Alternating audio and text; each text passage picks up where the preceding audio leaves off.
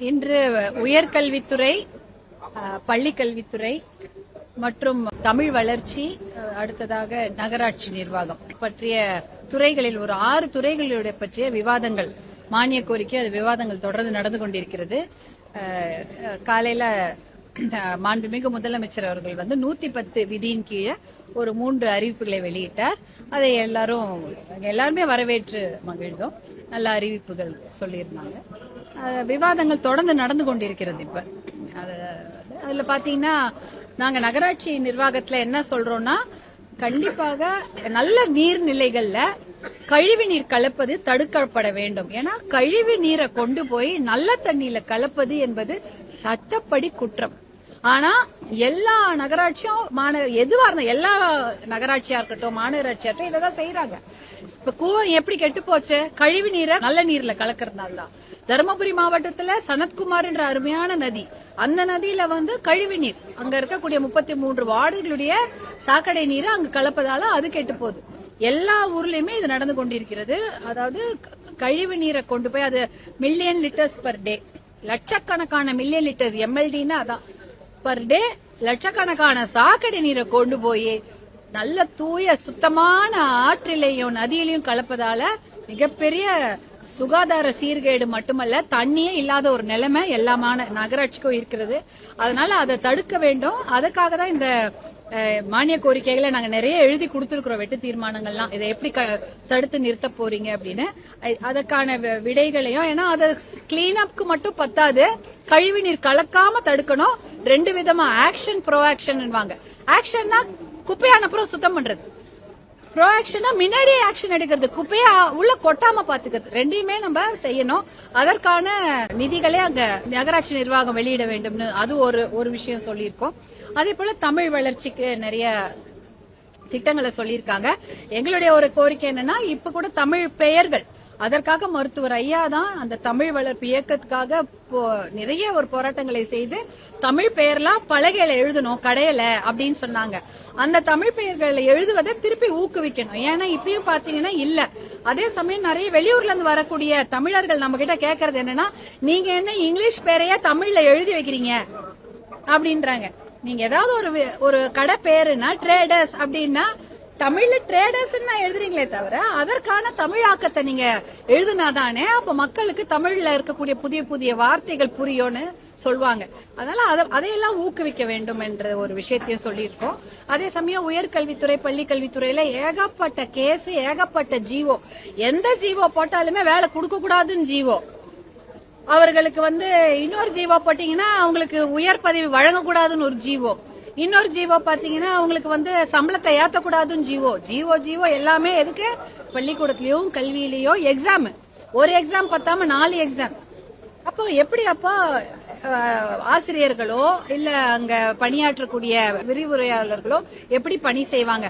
அந்த office staff இருக்காங்க பாருங்க, அதுக்கே பெரிய வேலை இருக்கு. கல்வி கூட நம்ம வெறும் ஆசிரியர்கள் நினைக்கிறோம். ஆனா அங்க உட்கார்ந்து செய்யக்கூடிய தட்டச்சு பண்றவங்க, ஆபீஸ் ஸ்டாஃப், அதுவும் அரசு பணிதான். அவங்களுக்கும் நிறைய குறைகள் இருக்கிறது.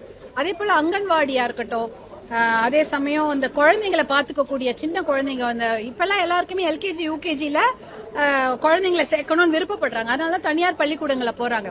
அரசு பள்ளிக்கூடங்கள் சில இடத்துல இதே போல அதாவது ஆரம்ப கல்விக்கு முன்னாடி ஒரு கல்வி கொடுக்கறாங்க.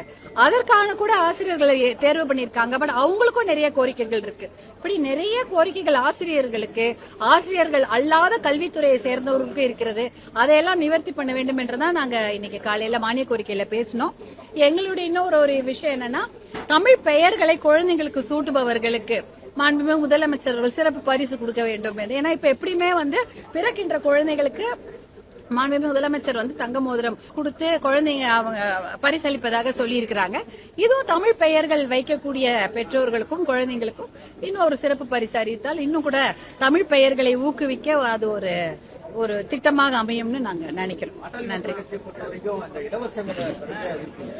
இன்றைய தினத்துல மீண்டும் இந்த பேருந்துகள், கட்டணமில்லா பேருந்துகள் அறிவிப்பு, 3 சிலிண்டர்கள் வங்கி கணக்குல வரவேற்கப்படும், இதெல்லாம் சொல்லிட்டே இருக்காங்க.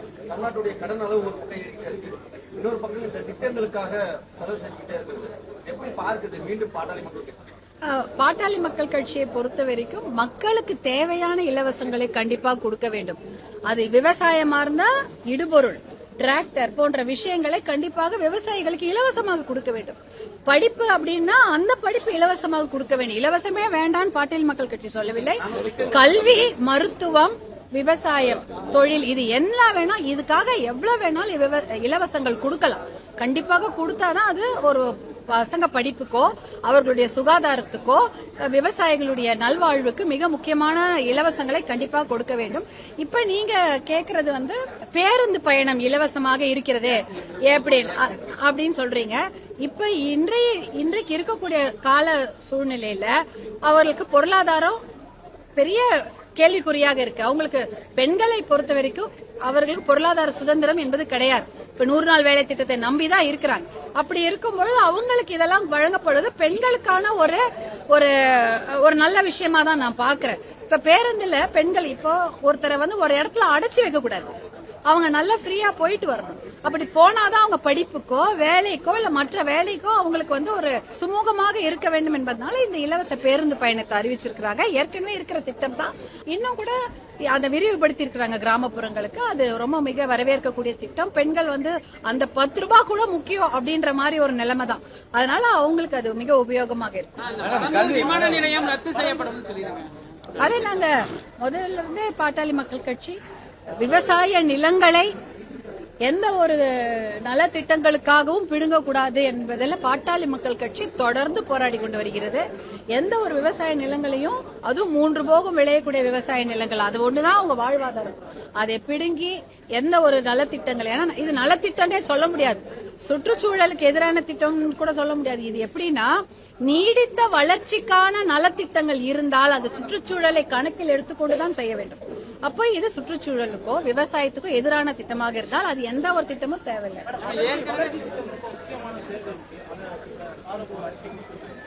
அதிமுக ஆட்சி காலத்துல 8 வருஷம் அதாவது திமுக கடுமையா எடுத்தது வளர்ச்சி திட்டத்துக்கு எதிராக இருக்காங்க அப்படின்றதெல்லாம் சொல்லாம விவசாயிகள் பாதிக்கப்பட்டு விவசாயிகள் பாதிக்கப்பட்டாங்க அப்படின்னு. இப்ப பரந்தூர் விமான நிலையம் கைப்பற்றதுக்கு திமுக தெரிவிக்கிறாங்க. வளர்ச்சி திட்டங்கிறது எவ்வளவு முக்கியமானது? அதிமுக காலத்துல இருக்கும்போது வளர்ச்சி திட்டமா இருந்தாலும் விவசாயிகள் பாதிக்கப்படுறாங்க. எதன் அடிப்படையில் ஒரு கருத்து? நீடித்த வளர்ச்சி, அதாவது நீடித்த வளர்ச்சி, சஸ்டைன்டு டெவலப்மெண்ட் இல்ல, சஸ்டைன்டு டெவலப்மெண்ட். இன்னும் 100 வருஷத்துக்கு அந்த வளர்ச்சி திட்டம் இருக்கணும். நீங்க ஒரு வளர்ச்சி திட்டம் கொடுத்து ஒருத்தரை வளர்த்துட்டு இன்னும் 2 பேரை சாவடிக்கிறது வளர்ச்சி திட்டம் கிடையாது. அதுதானே, நீங்க விவசாயிகளுடைய இடங்களை பிடிங்கிட்டீங்கன்னா அந்த விவசாய பெருங்குடிய அவர்களுடைய வாழ்வாதாரத்தை அவர்களை நசுக்கி விட்டு, இல்ல அவங்கள 2 பேர் சாவடிச்சு விட்டுட்டு வேற ஒரு பொருளாதாரத்தை வளர்க்கிறேன்னு சொல்றது எந்த விதத்திலயும் நியாயம் இல்லை இல்லையா? அதனால நீடித்த வளர்ச்சி இருக்கக்கூடிய திட்டங்களுக்கு தான் முன்னுரிமை தரப்பட வேண்டும். அதனால விவசாய நிலங்களை எடுப்பதோ அத விவசாயிகளுக்கு பாதிப்பு ஏற்படக்கூடிய திட்டங்கள் தேவையில்லை. கல்வித்துறையில பள்ளி கல்வித்துறையில பல புகார்கள் வந்திருக்கு, செய்திகள் வெளியே வந்திருக்கு. அதாவது அரசு அறிவிக்க ஒரு அமௌண்ட் வாங்காம அதுக்கு மேல டபுளா வாங்குறாங்க அப்படின்னு செய்தித்தாள்லயும் வந்துச்சு, இப்ப ஊடகத்திலயும் வந்துச்சு. இது வரைக்கும் எது மாதிரி நடவடிக்கை எடுத்துருக்காங்களா? அதை பத்தி உங்களுடைய கருத்து எதாவது பகிர்ந்துருக்கீங்களா? உங்களுடைய ஸ்டாண்டர்ட் பள்ளி கல்வித்துறையில நிறைய நான் கூட பள்ளி கல்வித்துறை பத்தி இப்ப சொன்னேனே, ஏகப்பட்ட கேஸ் இருக்கு, நிறைய குற்றச்சாட்டுகள் இருக்கு, நிறைய பிரச்சனைகள் இருக்கு. அதையெல்லாம் களைய வேண்டும். அதற்கு அமைச்சர்கள் நடவடிக்கை எடுப்பார்கள் என்று உறுதியாக நம்புகின்றோம்.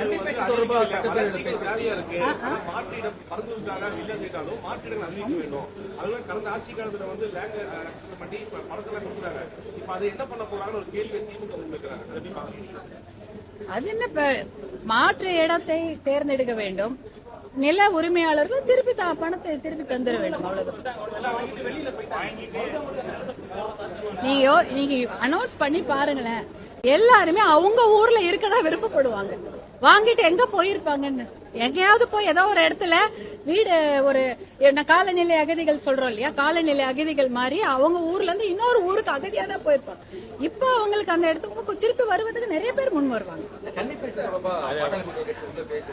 ஆமா, இல்ல அதாவது அந்த கன்னி பேச்சு அப்படின்ற அந்த வார்த்தைகள் தான் அந்த பிரயோகம் அந்த அளவுக்கு அது அந்த காலத்துல அதெல்லாம் சொல்லிட்டாங்க.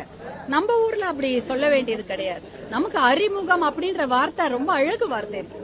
அறிமுக உரைன்னு சொல்லலாமேன்னு தான் நான் ஒரு சஜஷன், அவங்களுக்கு ஒரு ஆலோசனை சொன்னேன். வேற கோரிக்கை தான் கன்னி பேச்சுன்றத முதல் பேச்சு சொல்லலாம். ஒரு சமூக முதல்ல இருந்து நான் சொல்லிட்டு இருக்கோம். போன 5 வருஷம் அப்படிதான் பண்ணாங்க. பல்வேறு விமர்சனம் இது இருந்தாங்க. அந்த மாதிரி ஒரு அவதூறு கருத்துக்களை எப்படி மேடம் பாக்குறீங்க? அவதூறு கருத்துக்கெல்லாம் நான் முதல்ல பேசும்போதே பெண்களுக்கு ஒரு விழிப்புணர்வு சொன்னதே அதுதான்.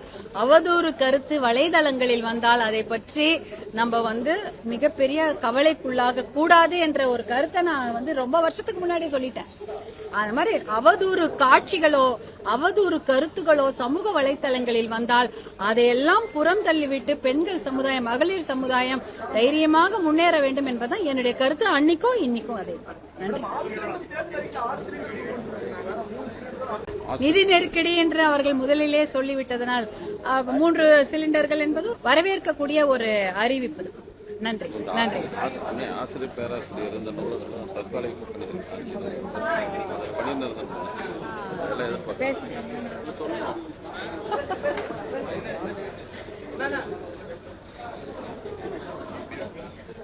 எல்லா கல்வித்துறையில இருக்கக்கூடிய ஆசிரியர்கள் மற்றும் பேராசிரியர்களாக இருக்கட்டும், ஆசிரியர்கள் மற்றும் ஆசிரியர் அல்லாத கல்வித்துறையில் இருக்கக்கூடிய அனைத்து பணியாளர்கள், ஊழியர்கள் எல்லாருக்கும் நிரந்தர பணிகளை வழங்க வேண்டும். தற்காலிக பணி செய்யக்கூடிய அனைவரும் ஒரு 5 வருஷம் தற்காலிக பணி செய்திருந்தா கூட அவர்களுக்கு நிரந்தர பணியை வழங்கி அவர்களுடைய கஷ்டத்தையும் அவங்களுடைய கவலையும் போக்க வேண்டும். ஏன்னா நாளைக்கு அந்த பணி நமக்கு நிரந்தரமா இருக்குமா? அவர்கள் இறந்து விட்டால் கூட அவங்களுக்கு அந்த பணிக்கு அவங்களுடைய வாரிசுதாரருக்கு வேலை இருக்கும், அரசு பணியாக இருந்தால். ஆனா இவங்களுக்கு அந்த ஒரு உறுதி கூட கிடையாது. ஏன்னா அதே போல அவங்களுடைய இறந்துட்டாங்கன்னா கூட அவங்களுக்கு காம்பன்சேஷன் சொல்றாங்கல்ல, அந்த மாதிரி விஷயங்கள் கூட தரப்படுகிறதா என்பதையெல்லாம் பார்க்கணும். ஏன்னா தற்காலிக பணியாளர்களுக்கு எந்த விதமான உரிமையுமே கிடையாது. அவங்கள எல்லாரையுமே நிரந்தர நகராட்சி நிர்வாகத்தில் பணி செய்யக்கூடியவர்களா இருக்கட்டும், இல்ல கல்வித்துறையா இருக்கட்டும், எல்லா துறையிலுமே தற்காலிகமாக பணி செய்பவர்கள் அனைவருக்கும் நிரந்தர பணிகளை உருவாக்கி தர வேண்டும். நன்றி.